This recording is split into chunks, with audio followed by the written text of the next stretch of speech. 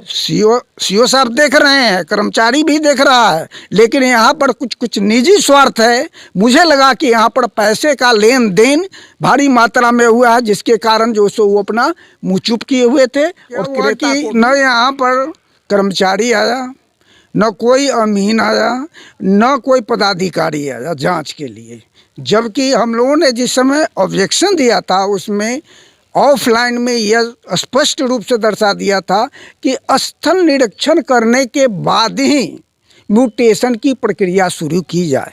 अपने आवेदन में दर्शाया था, लेकिन कोई भी वहाँ पर आज तक स्थल पर नहीं आया है।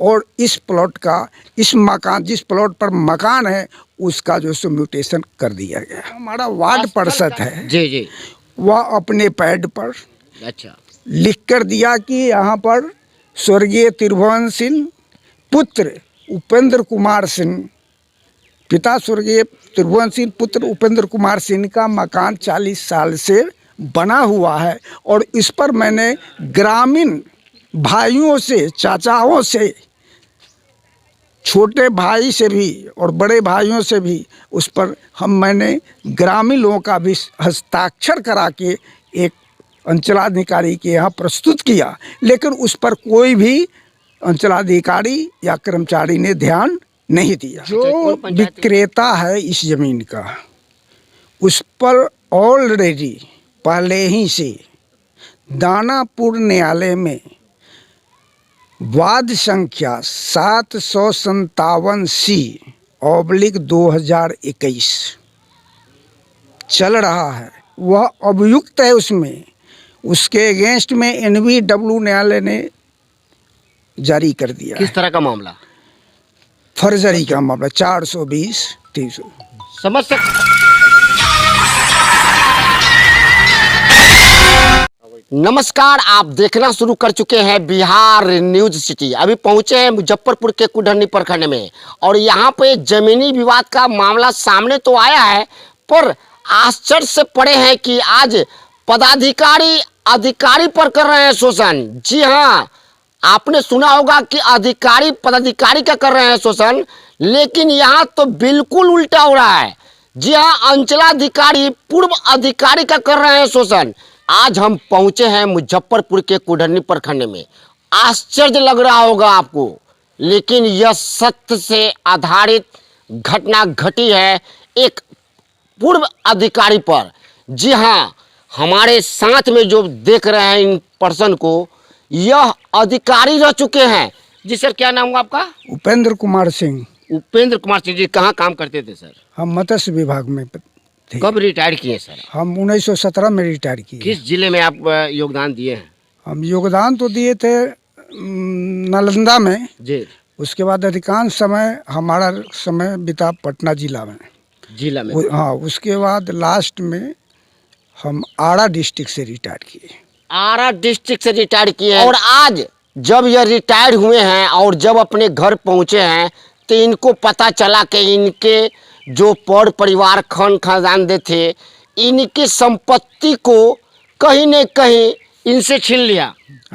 मेरा घर जो जहाँ पर पैतृक घर बना हुआ है आज से 40 साल पहले से, उस घर को मेरे पटीदार अविनाश कुमार ने अपने ही सहोदर भाई से 13 डिसमिल जमीन जो है सो बेच दिया है, जिस पर कि मेरा पैतृक घर 40 साल से बना हुआ है और उसमें हम लोग रहते आ रहे हैं।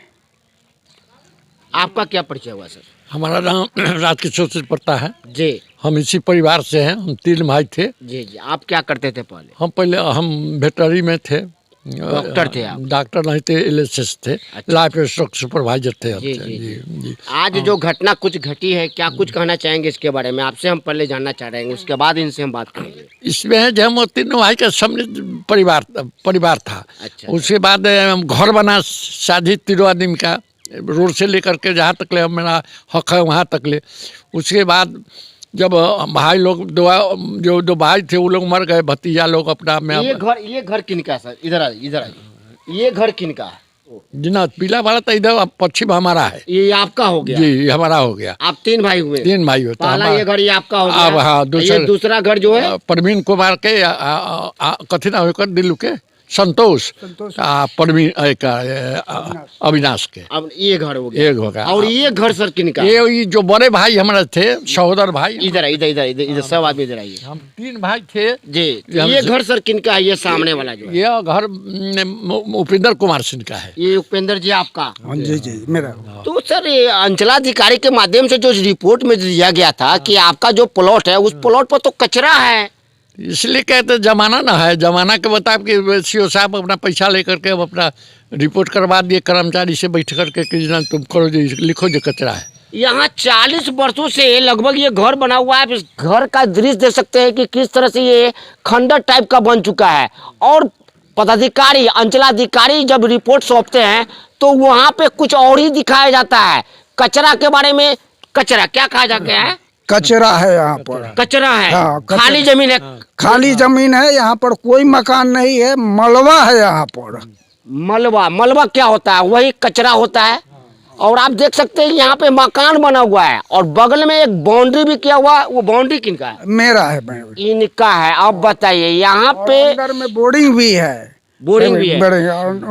पैखाना भी है। सब कुछ ऑलरेडी बना हुआ है और इसमें हम लोग रहते आ रहे हैं। वो लोग कभी न भी यहाँ इंक्वायरी में नहीं आए। कभी इंक्वायरी में कोई पदाधिकारी नहीं आया? कैसे हुई दाखिल खारिज हुआ है, कैसे मैंने क्या हुआ हम लोगों को कोई पता नहीं है। ना गांव में कभी कोई आया जहाँ आपका घर जमीन बिक गया है फलना फलना, ये सब हम लोग को कोई नॉलेज नहीं है। एकाएक मैंने नोटिस आया कि वो अपने आए हैं परमीन में, आप कहें कि ये घर हम लिखा लिए, आप लोग खाली कर दीजिए। ओ आपके अपने लोग आए हैं, बोले कि घर हम लिखवा लिए हैं, खाली कीजिए। खाली कर दे। किस तरह से ये जांच हुई है जी? और मुझसे ये भी बोला गया कि मैं जेसीबी से आपका घर तोड़वा दूंगा। ये घर अब मेरा है और इस पर हम बोले कि तो ठीक है, तुम ऐसा करो ना, यदि तुम्हारा घर हो गया तो तुम जेसीबी से तोड़वा दो। देख लीजिए किस तरह से जांच पड़ताल हुई है। और जिस मलबे के खोज में हम आए थे, क्योंकि जांच रिपोर्ट में मलबा को दर्शाया गया है और आज हम मलबा देखने आए हैं यहाँ पे, लेकिन यहाँ पर तो देख रहे हैं कि मकान बना हुआ है और लगभग आज का नहीं 40 वर्ष पुराना मकान है और रिपोर्ट में दर्शाया जा रहा है कि यहाँ मलबा है। जी सर आगे बताएं। पहले दृष्टि से तो यह सामने आ गया है कि किस तरह से यह रिपोर्ट दिखाया गया है और रिपोर्ट में मलबा को दर्शाया गया है, जबकि सामने में मकान है 40 वर्ष पुराना मकान है। जी सर फिर आगे क्या कुछ हुआ? अब क्या हुआ कि न यहाँ पर कर्मचारी आया, न कोई अमीन आया, न कोई पदाधिकारी आया जांच के लिए, जबकि हम लोगों ने जिस समय ऑब्जेक्शन दिया था उसमें ऑफलाइन में यह स्पष्ट रूप से दर्शा दिया था कि स्थल निरीक्षण करने के बाद ही म्यूटेशन की प्रक्रिया शुरू की जाए। अपने आवेदन में दर्शाया था। लेकिन कोई भी वहाँ पर आज तक स्थल पर नहीं आया है और इस प्लॉट का, इस मकान, जिस प्लॉट पर मकान है उसका जो सो म्यूटेशन कर दिया गया। स्थल का निरीक्षण किए बिना ही म्यूटेशन कर देना। जी हाँ, ऐसे में आप लगातार खबरें सुन रहे होंगे कि किस तरह से जिला अधिकारी के माध्यम से लगातार सभी प्रखंडों में औचक निरीक्षण भी किया जा रहा है और साथ ही साथ अंचलाधिकारी को दिशा निर्देश भी दिया जा रहा है कि समय सीमा के अंदर म्यूटेशन करा दिया जाए। मगर अभी जो हाल फिलहाल में जो सामने जो घटना आई है उसमें आप देख सकते हैं कि किस तरह से आनन फानन में दाखिल खारिज कर दिया गया है। यह आश्चर्य से पड़े हैं। क्या किसी संपत्ति को, अच्छा सर पहले ये बताएं क्या क्या किए आप इसके लिए, आप क्या क्या किए, कितने दिन आप ब्लॉक में दौड़े? अच्छा, आपकी बात को कौन सुना नहीं सुना? जब मुझे पता चला कि 13/7/2024 को इन्होंने केवला करवा लिया, रजिस्ट्री करा लिया, अपने सहोदर भाई से ही, बड़ा भाई जो सो रजिस्ट्री ले लिया। अरे अपने में ही रजिस्ट्री करा लिया? अपने में भाई में ही रजिस्ट्री करा, भाई में ही रजिस्ट्री करा लिया गया। अननोन पर्सन भी नहीं है सर, यह भी देखना होगा। क्रेता विक्रेता एक ही घर के हैं। जी आगे बोलो। अब जब 14 भाई है। अब उसके बाद जब हम लोगों ने ऑनलाइन आपत्ति दी 31/7/2024 को, जी ठीक है, उसके बाद हम लोगों को हम 6/12/24 को ऑफलाइन भी जो डॉक्यूमेंट्स उसमें चाहिए था पर्याप्त, उनको के साथ संलग्न करते हुए ऑफलाइन भी वहाँ पर मैंने कंप्लेंट दर्ज कर दिया, जिसकी प्राप्ति रसीद हमारे पास है। अच्छा, ऑफलाइन जो आप आवेदन दर्ज किए थे, क्या इसमें पिक्चर भी ना, पिक्चर मैंने नहीं दे सका, पिक्चर नहीं दे सका। सका। ठीक है, हाँ, आगे ये क्या वजह। हुआ? अब क्या हुआ कि यहाँ का जो हमारा वार्ड पार्षद है, जी जी, वह अपने पैड पर अच्छा लिख कर दिया कि यहाँ पर स्वर्गीय त्रिभुवन सिंह पुत्र उपेंद्र कुमार सिंह, पिता स्वर्गीय त्रिभुवन सिंह पुत्र उपेंद्र कुमार सिंह का मकान 40 साल से बना हुआ है, और इस पर मैंने ग्रामीण भाइयों से, चाचाओं से, छोटे भाई से भी और बड़े भाइयों से भी उस पर मैंने ग्रामीण लोगों का भी हस्ताक्षर करा के एक अंचलाधिकारी के यहाँ प्रस्तुत किया, लेकिन उस पर कोई भी अंचलाधिकारी या कर्मचारी ने ध्यान नहीं दिया। अच्छा, कौन पंचायत के कौन थे यहाँ जो आपको लिख के दिए रिटर्न में? हाँ, उपेंद्र कुमार पासवान, उपेंद्र पासवान क्या है यहाँ के? वार्ड पार्षद है। वार्ड पार्षद हैं हाँ। इस पंचायत के। हाँ, इस पंचायत की कौन सा पंचायत हुआ? तुर्की पंचायत। तुर्की पे। तुर्की पंचायत। जी हाँ, आप समझ सकते हैं कि पार्षद के माध्यम से इनको वंशावली बनाकर दिया गया और यहाँ के बारे में रिपोर्ट दिया गया कि यहाँ पे 40 वर्षों से मकान बना हुआ है। इस तरह का आपको लिखित में दिया गया। हाँ, लिखित में वो और बहुत सारे लोग भी इसमें साइन किए। हाँ, हस्ताक्षर ग्रामीण लोग। आप समझ सकते हैं कि निचले स्तर पर जो पेपर वर्क हो सकता था और जो जनप्रतिनिधि सहयोग कर सकते थे, जनप्रतिनिधि भी ने इनको सहयोग किया, उसके बावजूद भी दाखिल खारिज कर दिया गया। और दाखिल खारिज कर दी गया। जिस दिन इन्होंने दाखिल खारिज करने का हियरिंग हम लोगों को बुलाया था 13/1/25 को, उस दिन हम दोनों आदमी, हम और चाचा जी श्री राजकिशोर सिंह और उपेंद्र कुमार सिंह वहाँ उपस्थित हुए, लेकिन अंचला अधिकारी उस दिन अनुपस्थित नहीं हुए।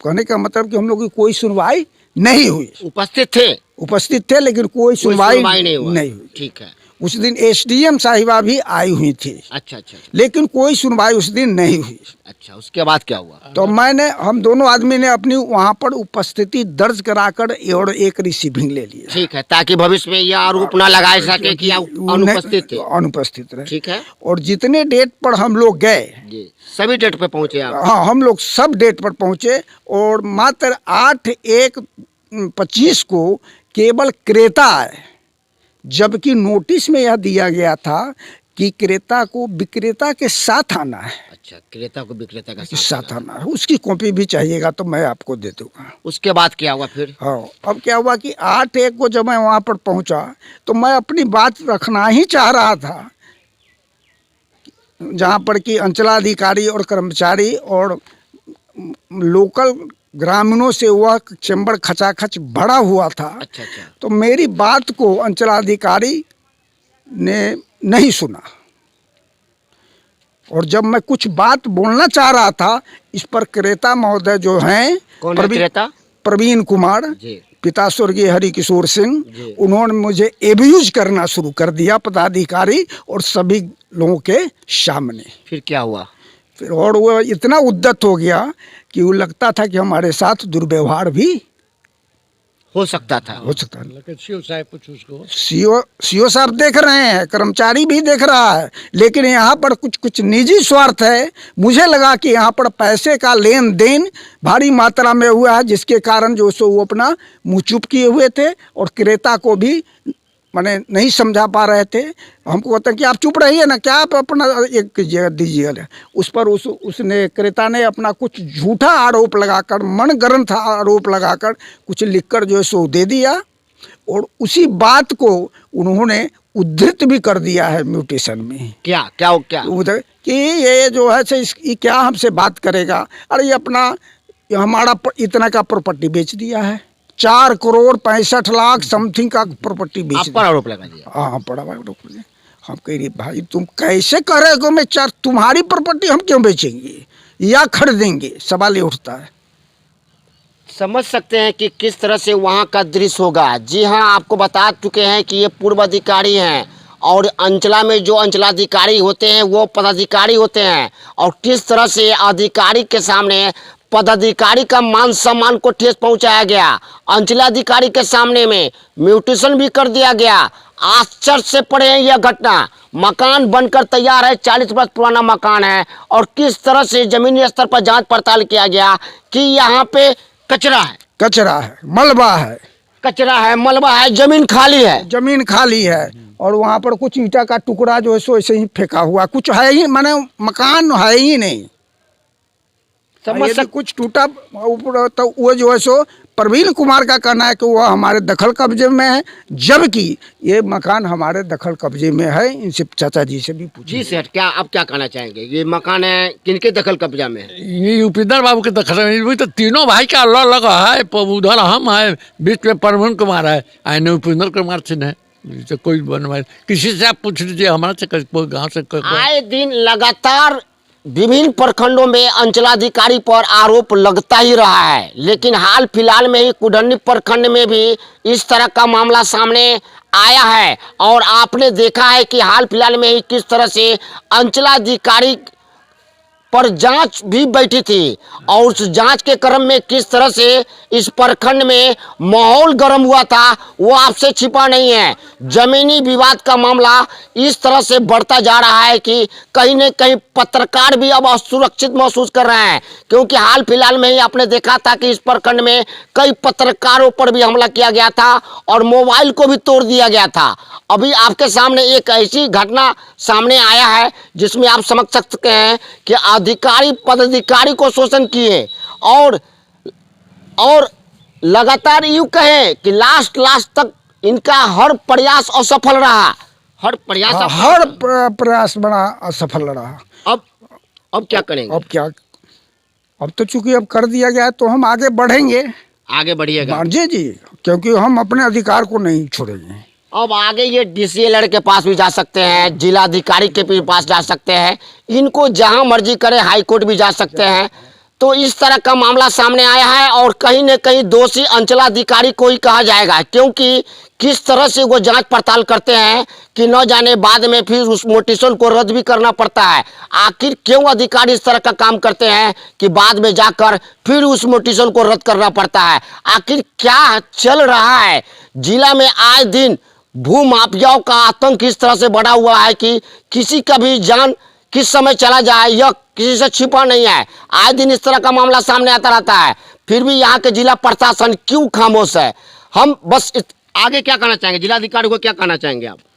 जिलाधिकारी को मैं यह कहना चाहूँगा कि वो अपने स्तर से स्थल का निरीक्षण कराने का आदेश पारित करें और मुझे उचित न्याय दिलवाएं। क्या नाम हुआ सर आपका? उपेंद्र कुमार सिंह। किस विभाग में थे? एक बार फिर से दर्शकों को बता दें किस विभाग में थे? मत्स्य विभाग में थे। मत्स्य विभाग में थे, अधिकारी थे। जी हाँ, उसके बाद भी जब इन पर समस्या आया और जब यह अपने सहयोगी पदाधिकारी के पास पहुंचे सहयोग के लिए, तो इनको किस तरह से दौड़ाया गया और आखिर तक इनके फेवर में आपको रिजल्ट नहीं दिया गया। समझ सकते हैं जब समझ सकते हैं कि अधिकारी पदाधिकारी के साथ तब इस तरह की घटना होगी। अधिकारी पदाधिकारी के साथ जब इस तरह की घटना होगी तब समझ सकते हैं कि आम लोग जब इस तरह का मामला लेकर किसी पदाधिकारी के पास जाएंगे तो पदाधिकारी किस तरह से व्यवहार करते होंगे, यह आपसे छिपा नहीं है। आए दिन इस तरह का मामला सामने आता रहता है। तो ऐसे ही खबर में बने रहने के लिए बिहार न्यूज़ सिटी लाइक और शेयर सब्सक्राइब फॉलो करना न भूले। हम एक शब्द इनसे और बात करना चाहेंगे जी। जो विक्रेता है इस जमीन का, उस पर ऑलरेडी पहले ही से दानापुर न्यायालय में वाद संख्या 757C/2021 चल रहा है। वह अभियुक्त है उसमें, उसके अगेंस्ट में NVW न्यायालय ने जारी कर दिया। किस तरह का मामला? फर्जरी का मामला 420-300। समझ सकते हैं मामला भी चल रहा है। 420 का मामला इसी जिले में चल रहा है कि पटना जिले में चल रहा है? पटना जिला में। पटना जिला में चल रहा है। आखिर किस तरह से ये जांच पड़ताल हुई है और लास्ट तक अंचलाधिकारी दाखिल खारिज कर दिए, जबकि पहले से ही 420 का मामला उस पर चल रहा था। और ग्रामीण यहाँ के जो पार्षद थे वो पार्षद भी ने अपने पेपर में दर्शाया कि यहाँ पे इस जमीन पर किसका हक है।